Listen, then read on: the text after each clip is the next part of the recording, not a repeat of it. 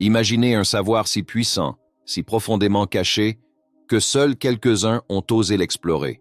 Ce que vous êtes sur le point de découvrir pourrait ébranler les fondations de votre foi, redéfinir ce que vous croyez à propos de l'une des figures les plus vénérées de l'histoire. Préparez-vous à plonger dans les ombres des temps anciens et à dévoiler ce qui a été gardé secret pendant des siècles. C'est la connaissance perdue la plus effrayante sur Jésus. Et ce que vous allez entendre maintenant pourrait changer tout ce que vous pensiez savoir. Saviez-vous que certains des enseignements les plus puissants de Jésus ont été cachés pendant des siècles? Imaginez découvrir des secrets anciens qui pourraient changer la façon dont vous voyez le monde. Et s'il existait une connaissance capable de dévoiler le secret de la vie, ne voudriez-vous pas en savoir plus? En 1945, dans les sables de l'Égypte, des ouvriers ont déterré un trésor qui allait surprendre le monde. 13 manuscrits reliés en cuir, révélant les enseignements perdus des chrétiens gnostiques. Ceux premiers adeptes de Jésus croyaient en la salvation par la connaissance mystique, mais leurs secrets ont été enterrés par l'Église orthodoxe romaine, qui cherchait à détruire leurs écrits et leurs fidèles. Maintenant, pour vraiment comprendre ces anciens secrets, nous devons nous pencher sur le travail de Dolores Cannon, une hypnothérapeute et auteure pionnière qui a consacré sa vie à explorer la conscience humaine. Dans son livre « They Walked with Jesus », elle approfondit des thèmes tels que les vies passées, la vie après la mort et la connaissance cachée des anciennes civilisations. Son travail se connecte directement aux enseignements que nous allons partager avec vous, offrant un pont entre la compréhension moderne et la sagesse ancienne. Commençons. Qu'ont révélé ces anciens manuscrits? Parmi les découvertes les plus intrigantes, il y avait l'Évangile de Thomas, une collection de 114 dits secrets de Jésus. Contrairement aux histoires connues de la Bible, ces dits sont comme une ligne directe avec les enseignements de Jésus, offrant des aperçus sur le pouvoir de la pensée, de l'émotion et du langage caché du cœur.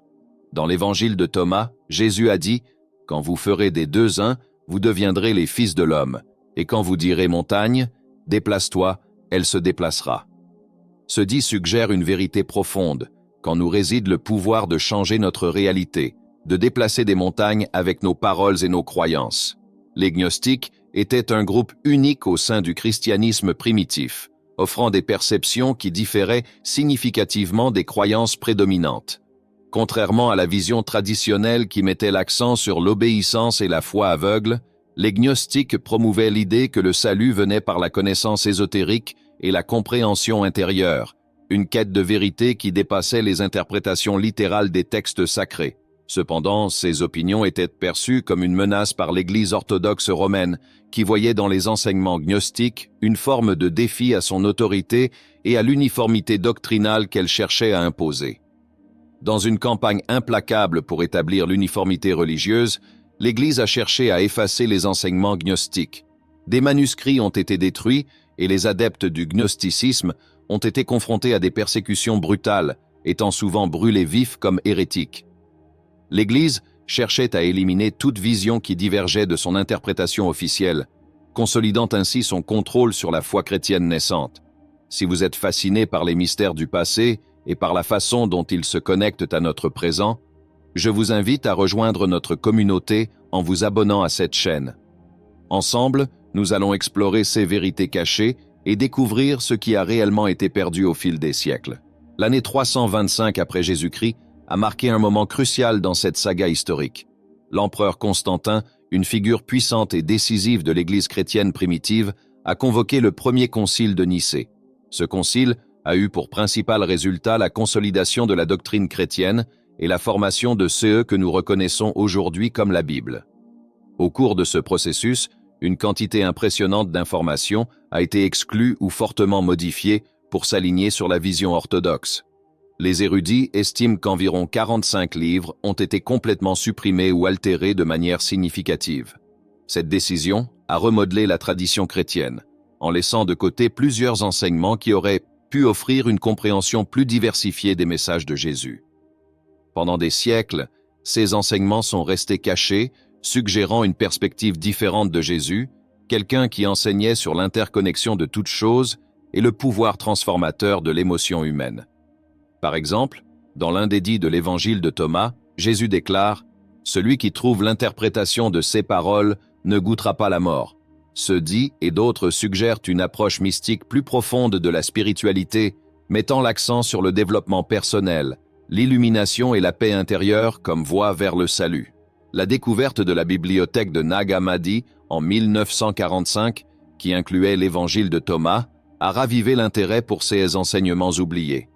Avec d'autres découvertes significatives, comme les manuscrits de la mer Morte et les textes coptes, ces manuscrits fournissent des preuves d'un christianisme primitif plus diversifié et complexe que ce qui a été traditionnellement transmis. Ils révèlent une riche tapisserie de croyances et de pratiques spirituelles qui, si elles avaient été préservées, auraient pu changer la façon dont nous comprenons le christianisme aujourd'hui. L'Évangile de Thomas est une œuvre fascinante qui révèle un aspect moins connu du christianisme primitif, offrant des enseignements qui ont, en grande partie, été perdus ou supprimés au fil des siècles. Le renouveau de ces textes, grâce à des découvertes archéologiques comme la bibliothèque de Nag Hammadi, a permis aux érudits et aux chercheurs spirituels de commencer à reconstituer les pièces d'une compréhension plus complète et plus profonde de la pensée chrétienne initiale. Un des aspects les plus intrigants de l'Évangile de Thomas est son insistance sur l'autodécouverte et la sagesse intérieure. Le texte commence par une puissante déclaration « Voici les paroles secrètes que Jésus le vivant a dites et que Didyme Judas Thomas a écrites. » Cette introduction donne le ton pour une série d'enseignements qui défient le lecteur à chercher en lui-même les réponses, plutôt que de dépendre des autorités extérieures. L'Évangile de Thomas est rempli de dits qui mettent l'accent sur l'illumination par la compréhension personnelle et la connaissance de soi.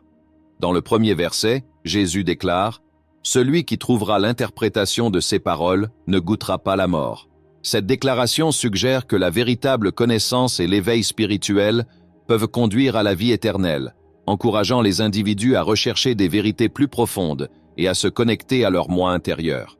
Un autre dit important se trouve dans le deuxième verset. Jésus a dit « Celui qui cherche, continue à chercher jusqu'à ce qu'il trouve. Quand il découvrira, il sera troublé. Quand il sera troublé, il sera émerveillé. Et alors, il régnera sur tout. » Ce dit met en évidence le parcours transformateur de la découverte de soi, reconnaissant que la quête de la vérité peut être un processus difficile et souvent troublant. Cependant, cette quête conduit finalement à une réalisation profonde et à un empowerment, suggérant que la véritable souveraineté vient de la compréhension intérieure et du dépassement des conflits internes. L'Évangile de Thomas explore également l'idée d'unité et d'harmonie en soi. Dans le verset 48, Jésus enseigne « Si deux font la paix l'un avec l'autre dans cette même maison, ils diront à la montagne « Déplace-toi d'ici » et elle se déplacera. » Ce dit souligne le pouvoir de la paix intérieure et de l'équilibre émotionnel. Lorsque nous réconcilions des parties conflictuelles de nous-mêmes, nous sommes capables d'accomplir des choses extraordinaires, y compris la manifestation de nos intentions dans la réalité extérieure. Cette thématique est élargie dans le verset 106, où Jésus déclare « Quand vous ferez des deux un, vous deviendrez les fils de l'homme. Et quand vous direz « Montagne, éloigne-toi », elle s'éloignera. » Ici, Jésus parle de l'unification des dualités internes, comme le conscient et l'inconscient, le rationnel et l'émotionnel, suggérant qu'en fusionnant nos contradictions internes et en atteignant l'harmonie, nous accédons à une source profonde de pouvoir et de potentiel. L'Évangile de Thomas met fréquemment l'accent sur l'importance de comprendre l'interconnexion de toutes choses. Dans le verset 77, Jésus déclare « Je suis la lumière qui est au-dessus de toutes choses. Je suis le tout. De moi, tout est issu, et vers moi, tout a été atteint. Divisez un morceau de bois, et je serai là. Soulevez la pierre, et vous me trouverez là. » Ce dit profond suggère que la présence divine est partout et en tout, nous encourageant à voir le sacré dans le mondain et à reconnaître notre connexion avec le divin qui imprègne toute l'existence. Si vous avez trouvé un sens dans ce voyage spirituel et philosophique, envisagez de soutenir notre chaîne avec un super merci. Votre soutien nous aide à continuer à apporter plus d'aperçus sur la sagesse ancienne et les mystères spirituels qui ont façonné l'humanité. De plus, l'Évangile de Thomas remet en question les pratiques religieuses conventionnelles et encourage la quête d'une expérience directe et personnelle du divin. Par exemple, dans le verset 113, Jésus répond à ses disciples qui lui demandent quand viendra le royaume. « Cela ne viendra pas si vous attendez. Ce ne sera pas une question de dire « le voici » ou « le voilà ». Au contraire, le royaume du Père est répandu sur la terre et les hommes ne le voient pas. Cet enseignement révèle que le royaume divin n'est pas un lieu éloigné à attendre, mais une réalité présente à percevoir et à vivre. En explorant ces concepts clés, nous voyons que l'évangile de Thomas offre une perspective unique et profonde sur les enseignements de Jésus. Il met l'accent sur l'illumination personnelle, la paix intérieure et la reconnaissance du divin à la fois en nous et autour de nous. Ces enseignements nous invitent à entreprendre un voyage de découverte de soi, à chercher des vérités plus profondes et à trouver la présence divine dans tous les aspects de nos vies. L'un des principaux messages philosophiques de l'évangile de Thomas est le pouvoir de la pensée et de l'émotion dans la formation de notre réalité. Cette idée se reflète dans les enseignements qui soulignent l'importance de l'harmonie intérieure et de l'intention unifiée. Par exemple, lorsque Jésus parle de faire des deux un et de déplacer des montagnes, il met en lumière l'immense potentiel qui réside dans l'alignement de nos pensées, émotions et croyances, suggérant que nous sommes capables de façonner notre réalité en fonction de notre volonté et de notre compréhension spirituelle. Les enseignements gnostiques présentent une perspective fascinante sur la relation entre nos pensées, nos sentiments et le monde qui nous entoure.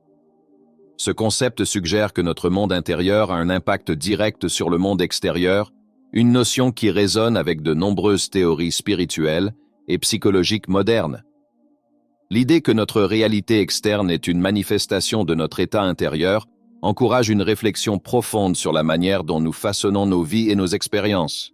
Une perception significative dans l'évangile de Thomas est l'accent mis sur la conscience de soi et l'illumination personnelle. Les dits nous encouragent à chercher en nous-mêmes la vérité et la compréhension, contrastant avec les pratiques extérieures et rituels souvent associés à la religion. Cette approche introspective suggère qu'en nous tournant vers l'intérieur et en explorant notre propre conscience, nous pouvons accéder à une connexion plus profonde avec le divin.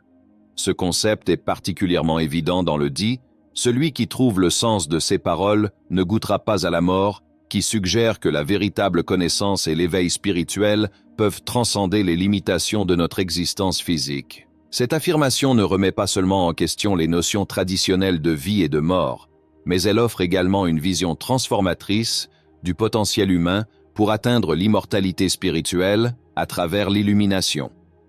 Un autre aspect puissant de ces enseignements est le défi de voir le divin en toutes choses. Le dit « Divisez un morceau de bois, je suis là. Soulevez la pierre, et vous me trouverez là », nous exhorte à reconnaître que le sacré est présent dans tous les aspects du monde qui nous entoure. Cette perspective favorise un sentiment de révérence pour la vie et nous encourage à regarder au-delà de la surface pour trouver des vérités spirituelles plus profondes. Elle s'aligne avec la notion philosophique selon laquelle toute la création est interconnectée et que, en comprenant cette connexion, nous pouvons éprouver un plus grand sens de l'unité et du but. Les insights philosophiques de l'évangile de Thomas s'étendent également à la nature de la prière et de l'intention. Les visions traditionnelles de la prière impliquent généralement de demander des choses à une divinité externe. Cependant, les enseignements de cet évangile suggèrent que la prière efficace vient de l'alignement de nos pensées et émotions avec nos désirs, créant essentiellement un état dans lequel nous ressentons que nos prières ont déjà été exaucées. Cette approche de la prière consiste à cultiver une mentalité de gratitude et de certitude, ce qui peut conduire à une pratique spirituelle plus profonde et gratifiante. En explorant ces enseignements philosophiques, nous voyons que l'évangile de Thomas offre une compréhension riche et transformatrice de la spiritualité. Il nous défie de regarder à l'intérieur de nous-mêmes, de reconnaître le divin en toutes choses et de comprendre le pouvoir de nos pensées et émotions dans la formation de notre réalité. Ces perceptions non seulement approfondissent notre conscience spirituelle, mais fournissent également une orientation pratique pour vivre une vie plus consciente et intentionnelle. L'une des leçons les plus convaincantes de ces enseignements est le pouvoir de notre monde intérieur. En alignant nos pensées et nos émotions, nous pouvons influencer notre réalité de manière que nous n'avions jamais imaginé possible. Cette compréhension nous encourage à assumer la responsabilité de notre propre parcours spirituel en recherchant l'illumination et la paix intérieure par la conscience de soi et l'introspection. Ces enseignements nous rappellent également que le voyage spirituel ne consiste pas à attendre une promesse lointaine, mais à percevoir la présence divine qui nous entoure quotidiennement. Ils nous encouragent à vivre plus consciemment, en embrassant le caractère sacré de chaque moment et l'interconnexion de toutes choses. En faisant cela, non seulement nous honorons les enseignements de Jésus, mais nous enrichissons également nos propres expériences spirituelles. Les implications de ces enseignements pour la foi moderne sont profondes. Ils nous défient à reconsidérer nos pratiques religieuses et à explorer la spiritualité de manière plus personnelle et directe.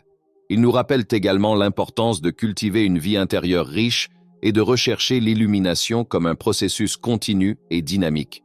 En concluant, ce voyage à travers les enseignements cachés de Jésus, j'espère que vous avez trouvé des insights précieux et de l'inspiration dans nos discussions.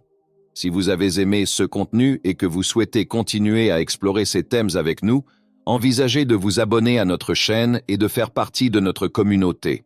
À la prochaine vidéo, où nous continuerons à explorer les mystères et les sagesses anciennes qui ont encore tant à nous enseigner.